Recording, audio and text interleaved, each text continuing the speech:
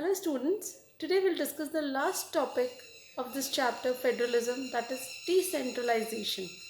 So as I had told you before that in India we have a three-tier federal system, यानी कि federal system के three levels हैं.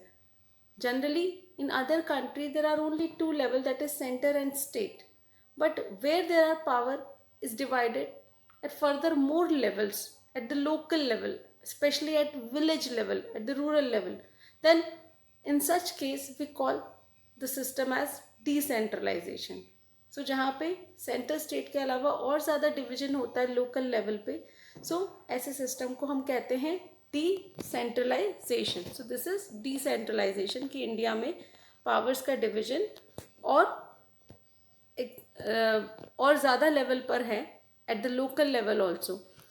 But इसमें जो decentralisation है, जब कॉन्स्टिट्यूशन बना था उस समय नहीं हुआ था. उस समय ओनली सिर्फ 2 tiers थे. This 3-tier system was included later just after independence, although it was given, this power was given to state that they can implement, लेकिन it was not mandatory.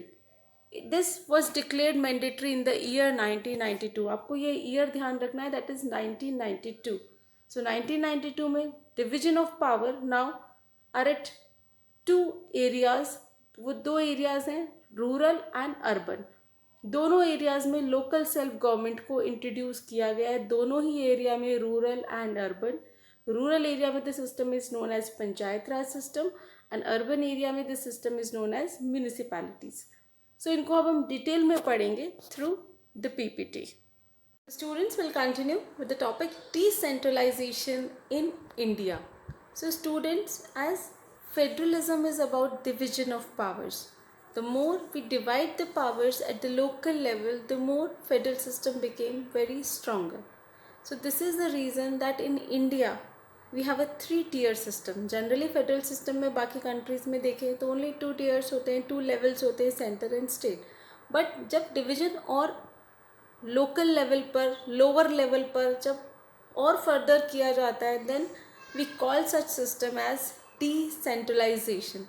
It means more and more powers are divided at the local level. So the definition, when power is taken away from central and state government and given to the local government, it is called decentralization. So this is a very important one-marker definition. So class, local level पे districts and villages. villages का अलग system और districts का अलग system, उनका administration अलग से run होगा.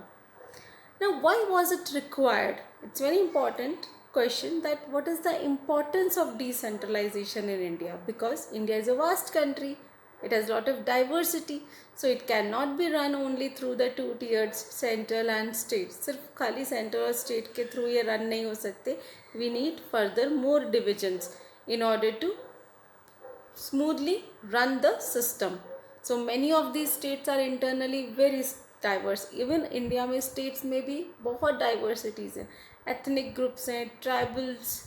सो रीजन वाइज भी, जोग्राफिकली भी बहुत वेरिएशंस है. So thus we need power sharing with in these states. तो इन स्टेट्स में भी हमें पावर शेयरिंग की रिक्वायरमेंट है. Now what is the basic idea behind decentralization? So decentralization, number 1, solving a large number of problems and issues which are best settled at the local level. So suppose state में भी chief minister and cabinet इतना बड़ा, अगर suppose मैं example दूँ राजस्थान का, Rajasthan state is such a big state, तो अकेले जयपुर में जो गवर्नमेंट है वो हर एक एरिया को लुक आफ्टर नहीं कर सकती. कुछ ऐसे लोकल इश्यूज़ है, लोकल प्रॉब्लम है जो लोकल गवर्नमेंट ही समझ सकती है. Local people, local representative, they can only understand. For example, अगर अलवर कॉन्स्टिट्यूंसी में जो भी पर्टिकुलर एमएलएज हैं, सो इवन उनका भी वर्क कन्फाइंड है कि वो पूरे अलवर डिस्ट्रिक्ट को they can not look after, they can not know कि इस पर्टिकुलर विलेज में क्या हो रहा है, उस पर्टिकुलर डिस्ट्रिक्ट में क्या हो रहा है. सो दिस इज़ द रीज़न कि अगर लोकल लेवल पे लोकल गवर्नमेंट काम करेगी तो एमएलएज के ऊपर भी इतना लोड नहीं होगा. सो local issues can best settled at the local level. Now second thing, that people have better knowledge of problems in their locality. So locality means कि आपके एरिया में क्या प्रॉब्लम्स है वो आप बेटर समझ सकते हो, कोई दूसरा नहीं समझ सकता। तो अगर लोकल लीडर्स होंगे तो एक विलेज में जो भी लोकल लीडर्स हैं तो उनको पता है कि उनकी विलेज की प्रॉब्लम कैसे सॉल्व करना है। तो वो कोई बाहर से कोई लीडर उसको नहीं समझ सकता, क्योंकि कोई लीडर की भी एक लिमिटेशंस होती है। इतने सारे विलेजेस हैं एक डिस्ट्रिक्ट में, कितने विलेजेस, मोर देन 100 विलेजेस, तो इट्स नॉट सो ईजी। सो अगर लोकल लेवल पे विलेज लेवल पे गवर्नमेंट होगी तो विलेजेस का डेवलपमेंट बेटर होगा। सो knowledge of the problems of the locality can be best done by the local leaders. Now third thing is that people could able to participate directly. अब direct जो लोगों का participation है वो भी increase होता है। लोकल लेवल पे जो विलेजेस हैं वो एक्टिव होते हैं, अवेयरनेस लेवल इंक्रीज होती है, that they select their own local government, so it increases people's participation. So these are the basic ideas behind decentralization. Now class, India में although before 1992 it was totally left on the states by the constitution whether they want to decentralize the system or not. तो states के लिए mandatory नहीं था। Constitution ने इसे mention किया था कि it's up to the willingness of that state, कि आपके पास रिसोर्सेज हैं तो आप लोकल गवर्नमेंट्स को एम्पावर कर सकते हो। बट कुछ स्टेट्स ने किया, कुछ ने नहीं किया। तो क्योंकि जब तक कोई चीज़ मैंडेटरी नहीं होती, कंपलसरी नहीं होती, तो स्टेट्स ने अपने हिसाब से उसको हैंडल किया। किसी ने कर दिया, किसी ने नहीं किया। तो इससे क्या हुआ कि जिसने किया उसने भी कोई एफिशिएंटली नहीं किया, क्योंकि सबको पता था कि it is not mandatory. But now what happen कि 1947 के बाद जो 3-4 डिकेड्स जो क्रॉस हुए, वो 3-4 डिकेड्स जो पास हुए, उनमें विलेजेस बिल्कुल नेग्लेक्ट हो गए, उनकी कंडीशन काफ़ी सिवियर हो गई और वहाँ के बेसिक जो नेसेसिटीज़ थी वहाँ उनके लिए लोग स्ट्रगल कर रहे थे। सैनिटेशन प्रॉपर नहीं था, तो सिस्टम विलेजेस का बिल्कुल शैटर हो गया था। इवन डिस्ट्रिक्ट्स भी बहुत अच्छी पोजीशन में नहीं थी। So this made government to rethink and then they passed an amendment. तो मैंने आपको बताया था amendment, change in the constitution. So constitution में चेंज करने के लिए एक अमेंडमेंट इंट्रोड्यूस किया गया in the year 1992. So that amendment brought lot of change in the scenario of villages, especially at the local level। जो villages का जो condition थी उसने उसको काफ़ी improve किया। So after 1992 and through an amendment, now it is mandatory. It is mandatory to hold regular elections to the local government. Now even the seats are reserved for the scheduled caste, scheduled tribes and other backward classes, क्योंकि ये जो particular classes थी इनको proper representation नहीं मिल रहा था। तो for example किसी पर्टिकुलर विलेज में जहाँ पे शेड्यूल्ड कास्ट काफ़ी मेजॉरिटी में, लेकिन उनको रिप्रेजेंटेशन नहीं मिल रहा था, तो इसलिए वो सीट्स रिजर्व की गई। प्लस इंडिया में जो वुमेन लीडर्स थी उनको भी अपॉर्चुनिटीज़ नहीं मिल रही थी, तो उनको भी अपॉर्चुनिटी देना ज़रूरी था। तो 1/3 positions are reserved for women. Then अब इलेक्शन कंडक्ट कराने के लिए अकेला इलेक्शन कमीशन ऑफ इंडिया, पूरे इंडिया में सब तरफ कितने इलेक्शन, इतने विलेजेस हैं, इतने डिस्ट्रिक्ट्स हैं, तो इसलिए एक अलग से एक नया इलेक्शन कमीशन सेटअप किया गया जो सिस्टम को स्मूथली रन कर सके। Then apart from this, that state governments को कुछ रेवेन्यू पावर्स, फाइनेंशियल पावर्स भी लोकल गवर्नमेंट को ट्रांसफ़र करनी पड़ी। तो इस तरह से एक नया सिस्टम 1992 के बाद बना। सो 1992 से पहले का अगर आपसे क्वेश्चन आएगा तो आप कहोगे no reservation for women, no reservation for scheduled caste, scheduled tribes, no regular elections भी रेगुलर नहीं होते थे। तो ये प्रॉब्लम्स थी। लेकिन after 1992 regular election took place. Number 2, reservation for scheduled caste, scheduled tribe and OBCs. Number 3, reservation for women. Number 4, state election commission. Then number 5, revenue powers to be shared with the local government. So these changes brought after 1992. बहुत important question है, so pay attention. Before 1992 हमने scene पढ़ लिया है, already मैंने आपसे discuss कर लिया है कि लोकल गवर्नमेंट के पास रिसोर्सेज नहीं थे, इलेक्शंस नहीं होते थे, वुमेन का कोई रोल नहीं था, सो लोकल पीपल को कोई रिप्रेजेंटेशन नहीं था। नाउ अब ये रिप्रेजेंटेशन 1992 के बाद मिल गया। ना अब सिस्टम क्या हुआ, that after 1992 panchayat raj system villages में स्टार्ट किया गया। That this is a 3 tier system. सबसे लोअर लेवल पे विलेज, एक सिंगल विलेज में ग्राम पंचायत होगी। That gram panchayat will be headed by 5 ward members known as panch. और उन पंच का जो 5 पंच है उसमें से एक पंच होगा सरपंच, जो हेड होगा। सो गांव के जो लोग हैं, विलेज के जो मेंबर्स हैं, they themselves will select the members of gram panchayat. जो 5 मेंबर्स ऑफ ग्राम पंचायत है, हु विल इलेक्ट देम, लोग खुद वोट करेंगे। The villagers themselves will vote for the leaders. Now that panchayat works under the overall supervision of the ग्राम सभा। वो जो ग्राम सभा है जिसमें जितने भी 5 पंच होंगे, वो उसमें जितने भी विलेजर्स हैं वो सब पार्टिसिपेट करेंगे। और जो पंच है वो विलेजर्स की कंसेंट से ही कोई डिसीजन लेंगे।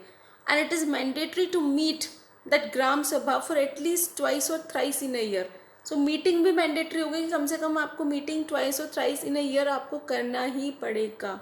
And they need to approve the annual budget of the gram panchayat, to review the performance of gram panchayat. ये भी चेक करना पड़ेगा कि ग्राम पंचायत ने पूरे ईयर में कितना काम किया है, कितना बजट को कैसे यूटिलाइज किया, everything will be checked. Now then next level is panchayat samiti. Panchayat samiti means that group of gram panchayat, जो ग्राम पंचायत से अलग अलग विलेजेस में उनको मिला करके पंचायत समिति, ये एक मिडिल लेवल है। That is known as block और मंडल ऑल्सो। सो हेयर जो अलग अलग ग्राम पंचायत के जो हेड होंगे, they will meet in the panchayat samiti. वो आकर के एक ग्रुप बनेगा पूरे विलेजेस का। दे विल स्क्रूटनाइज कि विलेजेस में काम प्रॉपर हो रहा है कि नहीं हो रहा। And that panchayat samiti's head will be known as Pradhan, that will known as Pradhan. Now next is zila parishad, यानी कि जितनी भी एक पर्टिकुलर डिस्ट्रिक्ट में जितनी भी ग्राम सभाज हैं, जितनी भी पंचायत समितिज हैं, those heads will together meet at zila parishad. Now zila parishad is at the district level. उनमें इन सबके हेड, पंचायत समितिज के head, they all will attend the meeting of Zilla Parishad, and the most members of the Zilla Parishad are elected. Members of the Lok Sabha MLAs, they also attend the meeting. जो particular area के जो MLAs हैं, members of Lok Sabha हैं, they will also attend the meeting, and the head of the Zilla Parishad is known as Zilla Pramukh. So Zilla Pramukh is the head of Zilla Parishad. So अब Zilla Parishad look after करेगा कि उस particular district में जितने भी villages हैं उनका काम प्रॉपर हो रहा है, नहीं हो रहा है, डेवलपमेंट कैसे हो रहा है। So it will check all the heads of gram sabhas. Now urban local self government, यानी जो डिस्ट्रिक्ट लेवल पे क्या सिस्टम है। You all have heard about municipalities, जैसे अलवर में आपने सुना होगा नगर परिषद। सो उनके लिए भी every 5 year elections took place. So अगर मेट्रो सिटीज़ हैं, बिग टाउन्स है, बिग सिटीज़ है लाइक जयपुर, जोधपुर, कोटा, उदयपुर। सो ये जो बिग सिटीज़ हैं वहाँ पे जो लोकल सेल्फ गवर्नमेंट है, that is known as municipal corporation. In general way we see nagar nigam. और जो मीडियोकर जो सिटीज़ हैं वहाँ पे होती है नगर परिषद। सो दिस इज़ द डिफरेंस कि ये पॉपुलेशन बेसिस पर ये क्राइटेरिया सेट हुआ है कि 5 लाख से अपर जो पॉपुलेशन है, there the system is known as municipal corporation. Then जो मीडियोकर सिटीज़ हैं वहाँ पे आया होगा म्यूनिसिपल काउंसिल्स। और जो एकदम स्मॉलर टाउन्स हैं, बहुत स्मॉलर टाउन्स है लाइक खैरतल, राजगढ़, तो वहाँ पे होती है municipalities, that is known as nagar palika. So nagar nigam, nagar parishad, nagar palika. जैसे Alwar is a mediocre city, वो एकदम बिग सिटीज़ में भी नहीं आता लाइक जयपुर, जोधपुर। तो मीडियोकर सिटी अलवर में नगर परिषद है, बट जयपुर, जोधपुर जो बड़ी सिटीज़ है वहाँ पे क्या है, municipal corporation, that is nagar nigam. तो उनके जो हेड है that is known as mayor.